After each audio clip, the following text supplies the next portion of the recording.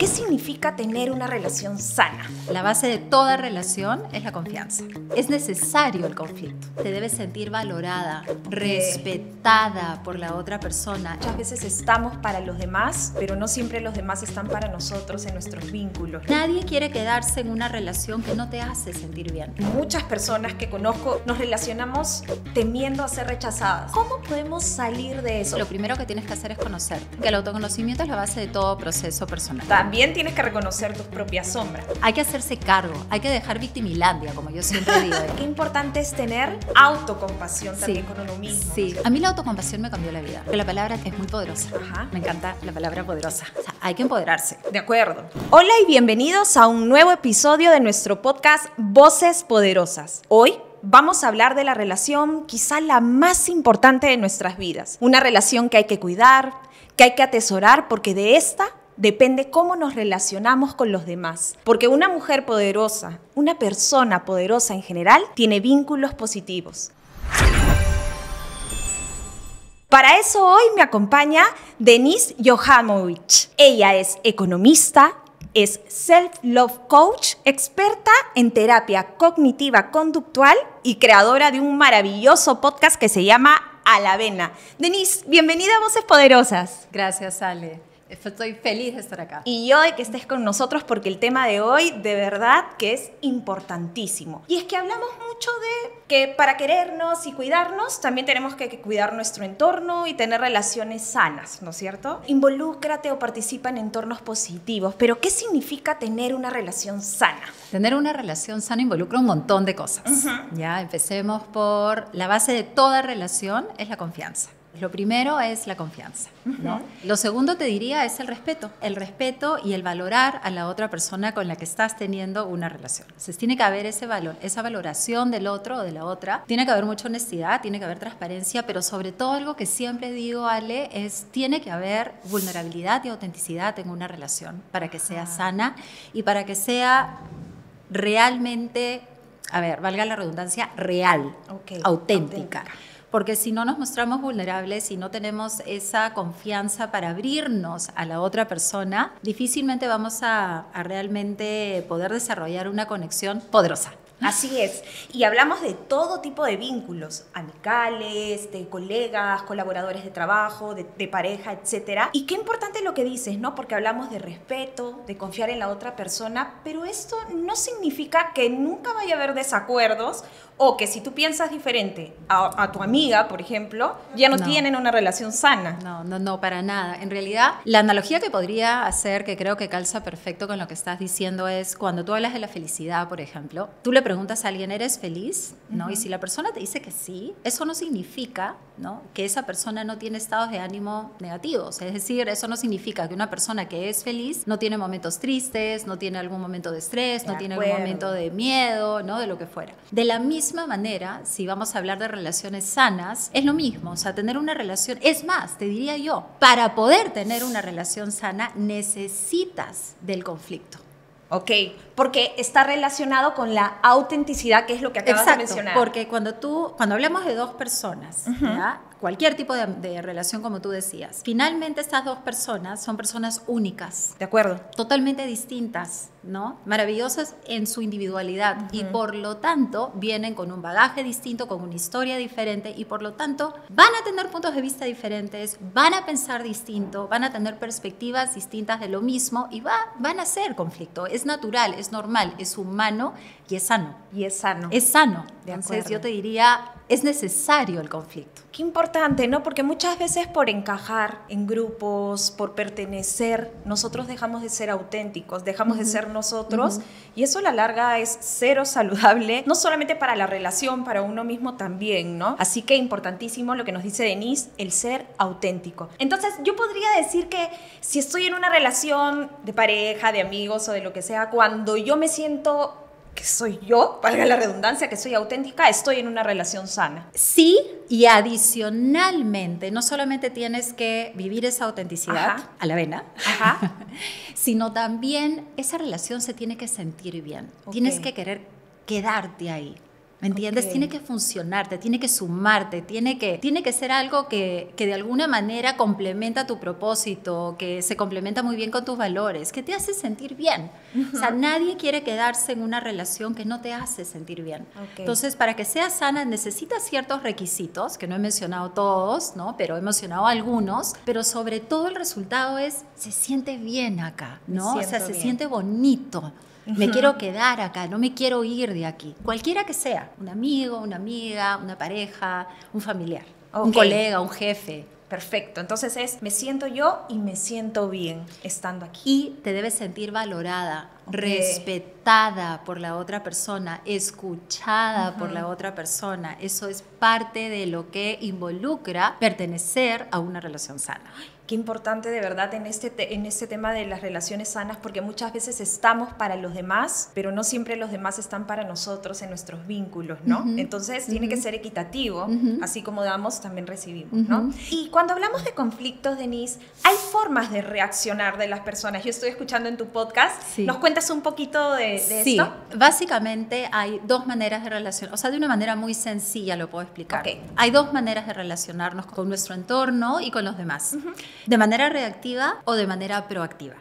¿Ya? Les explico. De manera reactiva es como cuando, voy a usar una analogía también, imagínate que acá hay, no sé, una fogata con fuego, ¿no? Entonces, si yo extiendo mi mano, evidentemente me voy a quemar. Vas a quemar. Entonces, lo primero que voy a hacer rápidamente la voy a retirar porque no me quiero quemar. Es una reacción instintiva, ¿no es cierto? Que busca alivio del dolor. Hasta ahí todo claro, ¿no es Sí. cierto? Entonces, nosotros tenemos biológicamente, fisiológicamente y emocionalmente la necesidad de buscar alivio de manera instintiva. Reactiva, ¿ok? Entonces, cuando reaccionamos desde la reactividad, lo que estamos buscando es alivio.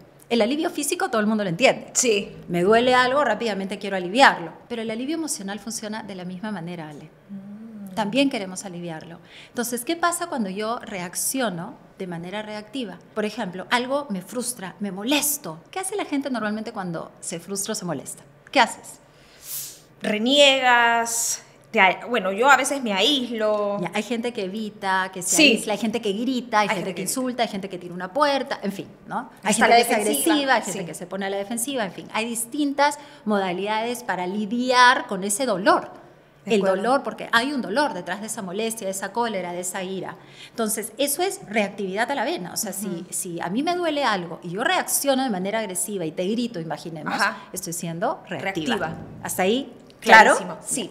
Entonces, la otra manera, la manera funcional, la manera sana de relacionarnos con nuestro entorno y con los demás, es la manera proactiva. La diferencia es que en la reactividad yo estoy buscando alivio de ese dolor, ya sea físico o emocional, y en la proactividad lo que estoy haciendo es, estoy buscando paz.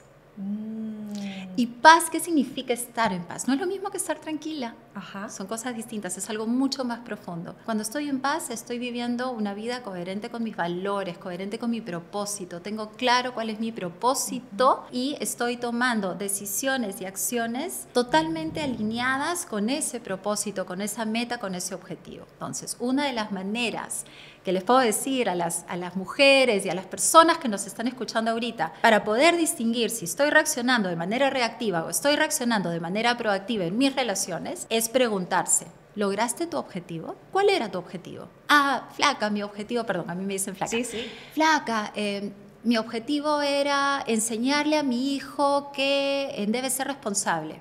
Ya, imaginemos el rol de una madre. Claro. ¿No? Perfecto. Y gritando y ¿Lo logras? criticándolo y el pleito que tuviste con él y él diciéndote que te odia, el chico adolescente de 17 años, te odio, no te soporto, no te quiero ver, corriendo a su cuarto y tirando a la puerta. ¿Lograste tu objetivo? ¿De que él entienda la importancia de la responsabilidad o lo que fuera? Claramente no. A través de la reactividad, rara vez o casi nunca obtenemos nuestros objetivos y el propósito y el resultado que estamos buscando. A través de la proactividad, de una manera mucho más consciente, usando nuestra razón, ¿ok? Y la racionalidad entra a tallar ahí, sí. Entonces tengo que preguntarme, ¿Qué quiero? ¿Para qué estoy respondiendo de esta manera? Hay una diferencia entre reaccionar y responder a los estímulos. Ok. Y lo que queremos es responder, pero de manera consciente, no de manera impulsiva, reactiva. Entonces siempre preguntarnos, ¿no? ¿Conseguí mi objetivo con la respuesta que di, con la interacción que tuve? ¿Conseguí lo que quería? ¿Eso era lo que buscaba? Me encanta ese tip que nos acabas de dar, ¿no? Para poder realmente comenzar a conocernos un poquito más y ver desde dónde estoy respondiendo a las cosas que me pasan. Todos los días, Ale, estamos expuestas a estímulos. Sí, claro. Internos y externos. Desde que abrimos el ojo en la mañana hasta que nos vamos a dormir en la noche. Y yo elijo cómo quiero responder a eso. Responder. Has aprendido hoy día. Yo sé. Hay que aprender a distinguir. No quiero reaccionar, quiero responder. Pero viste que siempre hablamos así, ¿no? Y siempre decimos, sí, ¿cómo reaccionaste a esto? ¿Qué tal la reacción de las personas? Sí, no, tal cual. Respondió bien, reaccionó de tal manera. Claro. Clarísimo. Ahora, ¿esta reacción viene de algo? ¿Viene de nuestro pasado, de nuestra formación? Me encanta tu pregunta porque sí, claro que sí. Nada, como yo siempre digo, nada cae del cielo, nada es gratis. Todo tiene una explicación y un sentido, y cuando comprendemos de dónde vienen nuestras reacciones también podemos ser mucho más empáticas con nosotras mismas. Esta reactividad viene de nuestras heridas emocionales, de la infancia, de nuestra adolescencia, de nuestra experiencia de vida. No cayó del cielo así por obra y gracia del Espíritu Santo, no, la varita mágica, no. Hay una explicación. Cada una de nosotras, cada ser humano tiene todo un bagaje, todo un historial de heridas emocionales. Estas heridas emocionales se forman como consecuencia de necesidades emocionales que no fueron satisfechas cuando tú eras muy chiquita o muy chiquito. Y eso es lo que hace o me predispone a reaccionar de cierta manera hoy en día. Sí. Te doy algunos ejemplos. Por ejemplo, ¿cuáles son algunas de las necesidades emocionales que todos los seres humanos tenemos cuando somos chicos? Tenemos la necesidad de estar en un ambiente seguro. Sí. Y no, muchos de nosotras no hemos tenido la suerte de crecer en un ambiente seguro por distintos motivos. Por ejemplo, si es que tus papás se peleaban todo el tiempo, ¿no? Puede ser que no sentías que el ambiente donde estabas era un ambiente seguro. Aunque no se pelearan contigo directamente, no sentías esa seguridad, por darte un ejemplo, ¿no? Un ambiente seguro crea una herida emocional, ¿no? de desconfianza, ¿no? Y crea un patrón de vinculación de desconfianza. Entonces, muchas veces un ambiente inseguro, puede tener un impacto en cómo nos relacionamos y cómo reaccionamos, porque finalmente vamos a estar muy desconfiados. Vamos a haber vivido probablemente la herida de la traición en algún momento y por lo tanto vamos a desconfiar de nuestro entorno o de los demás. De acuerdo. Entonces todo como que cae como piecitas de dominó, como el efecto dominó. Y se va repitiendo, ¿no? Un patrón significa que es algo que son comportamientos o estados emocionales o pensamientos que se repiten en todas nuestras relaciones. Cuando ya se repiten, no quiero ser tampoco muy teórica, pero cuando ya se repiten en absolutamente todos los ámbitos de mi vida y con todas las relaciones que tengo, ya estamos hablando de un trastorno de la personalidad. Claro. Pero cuando solamente de repente tengo un problema de desconfianza con, imaginemos, el género masculino, entonces sí estamos hablando de un patrón de vinculación que no es sano. Que no es sano. Y que puedo trabajar. Este tema me fascina. He leído un poco también sobre las heridas de la infancia. También vi, por ejemplo, este tema del rechazo. Sí. Muchas personas que conozco, incluyéndome, nos relacionamos temiendo a ser rechazadas. No solamente en relaciones de amor, ¿no? Sino en relaciones laborales. Por ejemplo, gente que se dedica a la venta, a los emprendimientos. Te enfrentas a muchos rechazos porque te van a decir no muchas veces antes de un sí. Entonces, reaccionan en esos vínculos en vez de ser proactivos de manera en su reactiva, día a día, sí. ¿no es cierto? Y ahí, por ejemplo, se juntan otras necesidades emocionales que probablemente no fueron satisfechas de chicas. Por ejemplo, hay otra necesidad emocional muy importante que es nuestra autenticidad, hablando de ser auténticas. Entonces, ¿qué pasa cuando tú creces en un ambiente donde te dicen cómo debes ser y no tienes la libertad de poder expresar lo que piensas y sientes de manera auténtica, Ale? Entonces, tú vas creciendo de alguna manera pensando que como eres no está del todo bien. Que algo está mal en ti. Que algo está mal en ti. Mi mami siempre decía como si fueras un producto fallado de fábrica, ¿me entiendes? Como si fueras un producto defectuoso y que no puedes mostrarte al mundo, ¿ya? Entonces, eso, por ejemplo, ¿qué es lo que genera? Genera perfeccionismo, genera una forma de vincularnos de manera, de repente, muy insegura, controladora y derrotista también. Es decir, personas que piensan, no, otras personas son exitosas, no yo, ¿no? O sea, como que no creen que el éxito va a llegar a sus vidas, ¿no? O muy controladoras, muy perfeccionistas y no se atreven a mostrarse. ¿Por qué? Porque no pudieron ser auténticas. Y otra necesidad emocional es la de la autoestima. Okay. Y ahí, cuando no un niño, una niña, un adolescente no se siente valorado tal cual es, esto va unido a la autenticidad, muchas veces también tenemos miedo a esa falta de aceptación y por lo tanto desarrollamos una herida del rechazo y por lo tanto le tenemos mucho miedo al fracaso y a todo lo que nosotras podemos hilar que tiene que ver con fracasé, ¿no? Porque claro, si me rechazan, fracasé. Sí. Y no voy a ser valorada, no voy a ser querida, no soy lo suficientemente buena. ¿Y cómo podemos salir de eso? O sea, me imagino lo primero es detectar la herida, lo que se está repitiendo en tu vida. La buena noticia es que una vez que lo detectas, me imagino, hay estrategias o técnicas para poder salir de ese rol. Sí, sí. A ver, nadie cambia lo que no conoce. Entonces, eso es algo, ¿no?, que siempre digo y que varias personas saben. Entonces, en realidad, lo primero que tienes que hacer es conocerte. ¿Qué significa? El autoconocimiento es la base de todo proceso personal y desarrollo personal y de trabajo contigo. Siempre, ¿no? Y conocerse involucra muchas cosas. No es qué aretes me gustan, también, ¿no? Qué colores me gustan. Es parte de. Pero también, en realidad, involucra por qué pienso lo que pienso, por qué creo lo que creo, cuáles son mis sesgos, cuáles son mis prejuicios, cuáles son mis heridas, cuáles son las necesidades emocionales que no fueron satisfechas cuando era más chica y que quizás hoy como adulta tampoco están siendo satisfechas, ojo, ¿no? Y estoy constantemente en la reactividad con el otro, en mis relaciones. Todo eso significa conocerme, realmente conocer cuáles son mis límites, cuáles son mis no negociables, qué me gusta, qué no me gusta. Eso. Denise, y hay que estar abierto a querer conocerse también porque no es un proceso sencillo, ¿no? Es más fácil mirar y criticar o juzgar o pensar sobre otras personas que sobre uno mismo. Sí. Porque así como reconoces tus luces, como les digo yo, también tienes que reconocer tus propias sombras. Sí, no, ¿cierto? Y mirarte, de hecho, me pasa muchísimo en consulta y en la oficina cuando trabajo con mis coaches o mis pacientes. De hecho, las personas, digamos, no tienen la costumbre o el hábito de mirar hacia adentro. Desde chicos miramos hacia afuera y culpamos a los demás. Eso se llama locus de control externo. Y es básicamente apuntar los dedos hacia afuera. ¿No? El profesor, mami, me saqué 0,5 en el examen porque el profesor no enseña bien. O sea, la culpa es del profesor, no es mi responsabilidad. Entonces, este punto es muy importante porque para sanar, por supuesto que te tienes que conocer, pero tienes que asumir la responsabilidad de cómo quieres vivir tu vida a partir de ahora. Ok. O sea, hay que empoderarse. De acuerdo.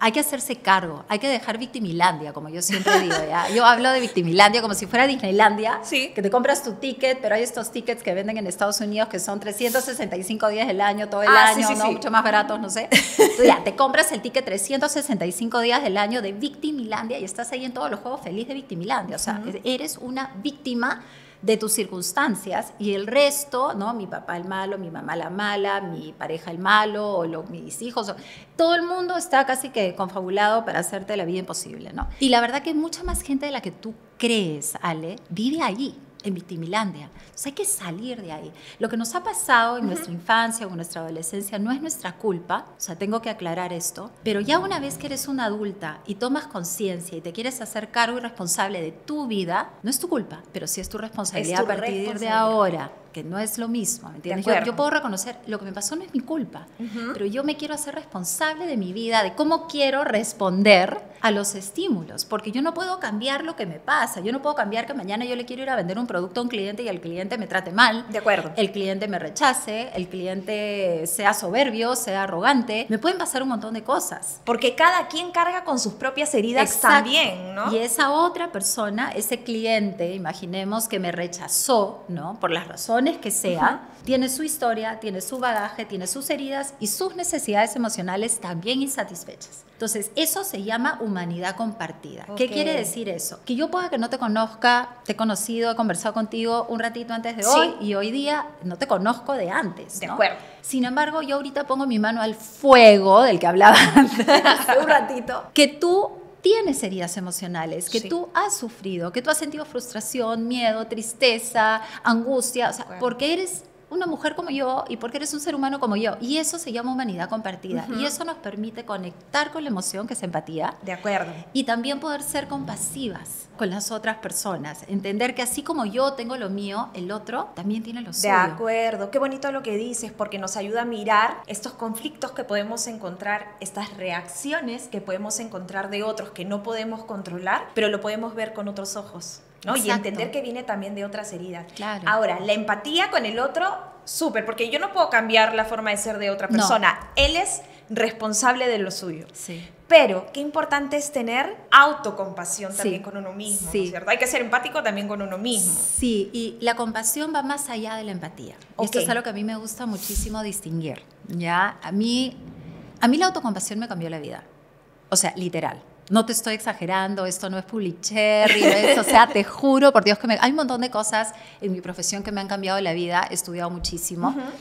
De hecho, soy terapeuta enfocada en la compasión dentro de las varias disciplinas que manejo, pero esa en particular a mí me cambió la vida. ¿Por qué? Porque yo he sido toda mi vida, Ale, una mujer demasiado perfeccionista, el síndrome de la mujer maravilla, mujer perfecta, quería ser la mamá perfecta, la profesional perfecta, la hija perfecta, lo cual es sinónimo de sufrimiento, de agotamiento, ¿ya? Y me flagelaba, o sea, no hablando del miedo al rechazo, el miedo a fracasar, todos esos miedos los tenía en mi canasta. Cuando yo estudio la autocompasión y aprendo a usar esta herramienta, primero conmigo y luego en el acompañamiento que hago a las personas, me cambió la vida. Y te voy a contar un poquito de qué se trata. La autocompasión es una herramienta que básicamente va más allá de la empatía. ¿Por qué? Porque te lleva a la acción. Es decir, la empatía es ver al otro con el corazón. Sí. Esa es la definición que a mí más me gusta. Es poder ponerte en los zapatos del otro, es sentir lo que el otro está sintiendo. Entonces, imagínate que tú me cuentas algo que te ha pasado y yo voy a empatizar contigo, no necesariamente porque he vivido tu experiencia, pero porque puedo conectar con la emoción. La empatía te permite conectar desde ahí. La compasión hace lo mismo y más. ¿Cuál es el extra de la compasión? 2 o 3 cosas. Lo primero es que la compasión lo que hace es, hace una pausa, como si pararas la película, ya, stop a la película, hace una pausa y te dices a ti misma, estoy sufriendo, esto me está doliendo, esto está siendo súper duro para mí, o sea, no estoy pudiendo con esto, no puedo sola, ¿no? Decirte, no puedo sola, estoy sufriendo, esto es difícil para mí, ¿no? Así te hayas equivocado o alguien te haya hecho daño o lo que fuera que estés pasando, es hacer una pausa a la película y reconocer tu dolor. Primer paso. Y es más, incluso invitaría, y voy a mirar a la cámara, invitar a las personas que nos estén mirando a que lo digas en voz alta, porque la palabra es muy poderosa. Me encanta la palabra poderosa. La voz es poderosa. La voz es poderosa. La voz es poderosa. Y sí hace una diferencia, no solo pensar algo, sino decirlo en voz alta. Es como cuando tú miras a alguien a los ojos y le dices te quiero. Decirlo no es lo mismo que pensarlo, ¿no? O escribirlo. Es lo mismo. Entonces, hace la pausa a la película y piensas, estoy sufriendo, y lo dices en voz alta, y luego la siguiente pregunta es, ¿cómo me puedo ayudar? La compasión te lleva a la acción. La empatía solo se queda en esa conexión emocional, pero la compasión va más allá. Es buscar herramientas como lo harías con tu mejor amiga, como lo haría yo con mi hija Nicole, ¿me entiendes? Es cómo hago para ayudarte. Lo primero que yo voy a querer hacer cuando veo a alguien que está sufriendo, ¿qué es? ¿Dejarla ahí? No. ¿Darle con palo? ¿Ver a una persona tirada en el piso y le doy de patadas para que sufra más? No. Pero eso es lo que hacemos nosotras. Claro. Con nosotras mismas. Nuestra autocrítica hace eso. Me equivoco y eres una tonta, que cómo puede ser posible, que te volviste a equivocar. Eso es darle de patadas a una persona herida, tumbada en el suelo. La compasión no hace eso. Te trata con amabilidad como tu mejor amiga y conecta con esa humanidad compartida, con esa humanidad de nosotras. Y está bien buscar estas herramientas en nosotros mismos, pero también está bien pedir ayuda, ¿no? Sí, totalmente. O sea, eso es parte del autocuidado, que es otra cosa que trabajo muchísimo, ¿no? Cuando hablamos de amor propio en general, el amor propio, digamos, imagínate el amor propio como una sombrilla gigante, ¿ya? Así, de color terracota, como mi falda, que no se ve, qué pena. Una sombrilla terracota, ¿ya? Y debajo de esta sombrilla vas a tener autoconocimiento. Ajá. Porque tienes que conocerte, porque nadie quiere lo que no conoce. Así es. ¿Ya? Tienes autoestima. Y ahorita voy a explicar la diferencia entre autoestima y amor propio. Tienes autocompasión. Tienes autocuidado. Tienes empoderamiento. Tienes autoconfianza. Tienes un montón de cosas debajo de esa gran sombrilla de amor propio. Y la diferencia entre autoestima y amor propio es que la autoestima puede ser condicional o incondicional. Ok. O sea, es decir, yo puedo tener una autoestima, por ejemplo, supuestamente alta, siempre y cuando cumpla con determinadas condiciones o requisitos. Mi checklist, mi lista de chequeo. Por ejemplo, me quiero siempre y cuando me mantenga linda, flaca y regia. Me quiero siempre y cuando mi chamba me vaya regio. Me quiero siempre y cuando venda un montón este mes. Me quiero siempre y cuando... Entonces, en función de logros, en función del poder, en función de estatus, de belleza, de tu cuerpo, de si tienes o no tienes pareja, estás casado o no estás casada, tienes hijos o no tienes hijos, lo que fuera. Ok. Tienes un montón de likes en Instagram, no sé, literal. Entonces, eso es una autoestima condicional, pero eso, como yo siempre digo, es una autoestima fake, es ficticia. Porque en el minuto en que cualquiera de esas cosas o varias se desmoronan, todo se desploma. Todo se desploma como un, no sé, castillo de naipes. Y entonces, claro, la autoestima incondicional es el amor propio. Es ese amor propio incondicional, independiente de mis logros, independiente de si me engordé 10 kilos, independiente de si me divorcié, independiente de... Me quiero y me veo a mí misma como un ser humano que se merece ser valorado. Y me acepto. Y yo me valoro y me acepto incondicionalmente como soy. Eso no quiere decir, la aceptación no es sinónimo de no cambio, que es algo que siempre me preguntan mis pacientes. No es mediocridad. La aceptación es el inicio del cambio. Ah, ok.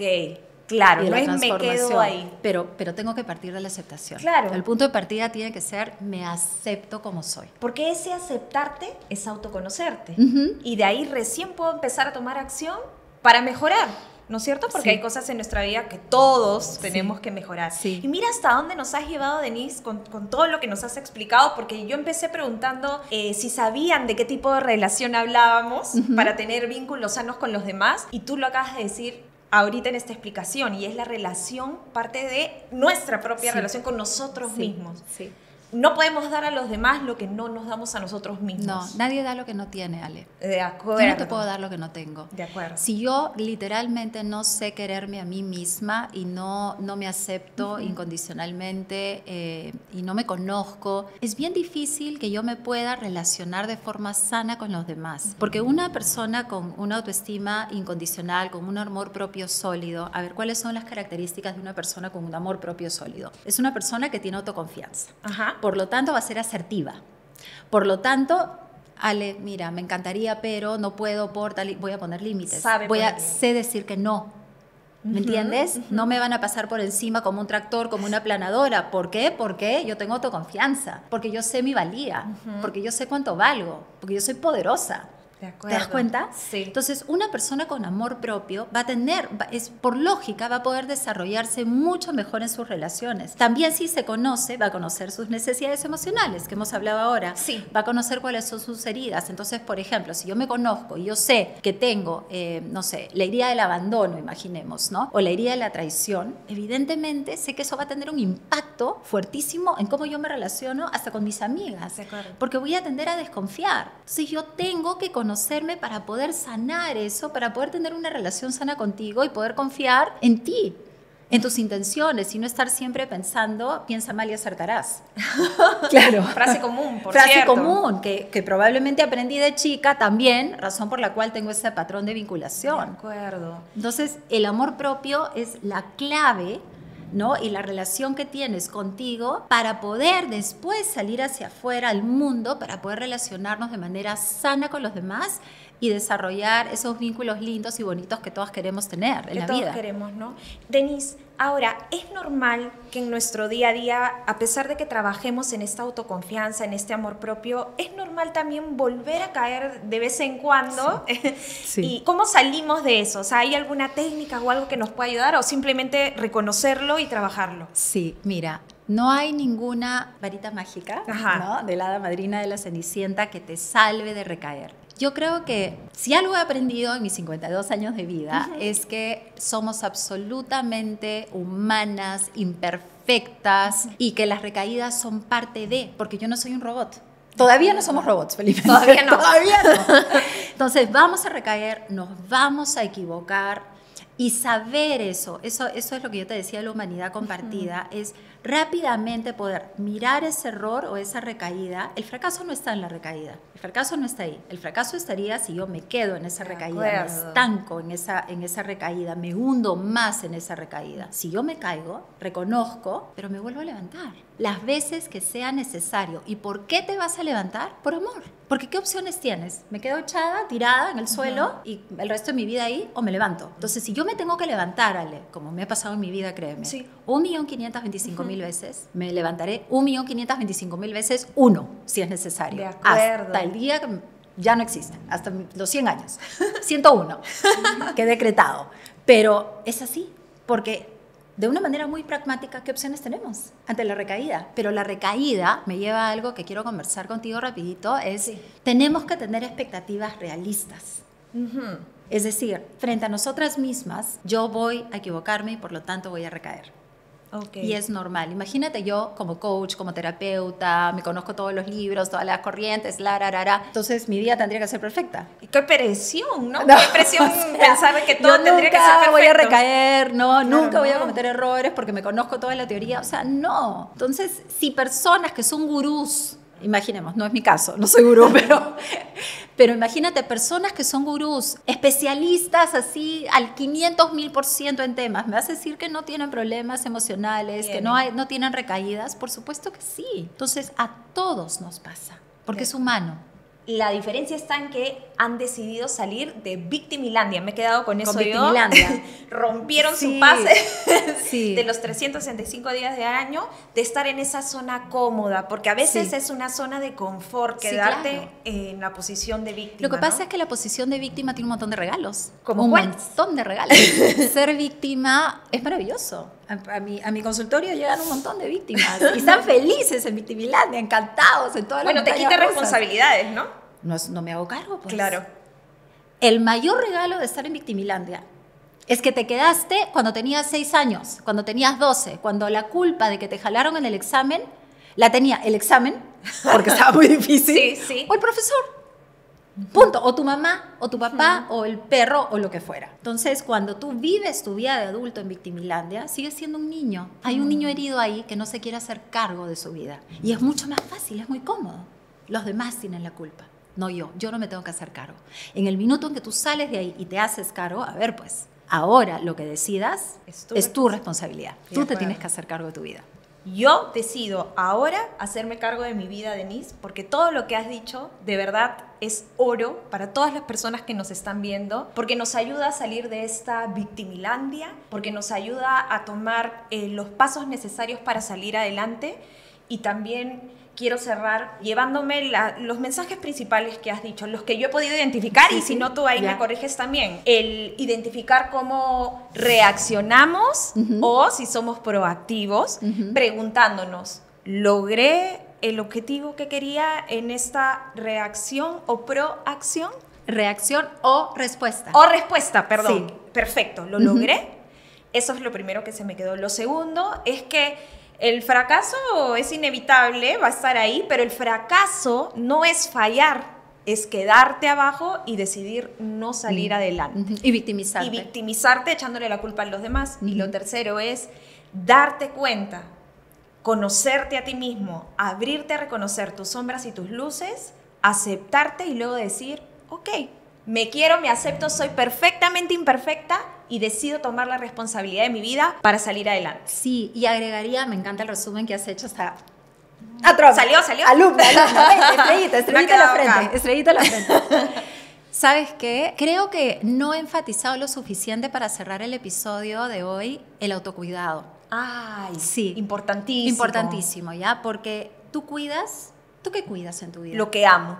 Exacto. O sea, cuidamos lo que amamos. Yo cuido a mis 3 hijos, es lo máximo que cuido, y hoy en día me cuido a mí más que a nadie, ¿ya? Entonces, el autocuidado, uno cuida lo que ama. Uno cuida lo que valora, lo que es importante para ti, lo que es prioridad en tu vida. Entonces, en esa relación contigo, tú también tienes que preguntarte, y les dejo también esta pregunta diaria. Te levantas en la mañana y te preguntas, ¿cómo voy a cuidar de mí hoy? ¿De qué manera? Y hay 1000 maneras que puedes cuidar de ti. Ahí tenemos nuestro cuerpo físico, nuestro cuerpo mental, nuestro cuerpo emocional, nuestro cuerpo espiritual. El ser humano tiene 4 dimensiones, ¿no? El físico, el mental, el emocional y el espiritual. Tienes muchas maneras de autocuidarte. Si lo estás haciendo, es porque estás muy consciente de que eres una persona valiosa que merece ser cuidada. Y no vas a esperar que los demás vengan a salvarte, no vas a esperar a que los demás vengan a cuidarte. Eres tú la que tiene que cuidar de ti misma, con ese amor incondicional del que hemos hablado y con esa autocompasión cuando te equivoques. No con la bruja del cuento y el látigo, ¿no? Y darme de palazos. De acuerdo. No.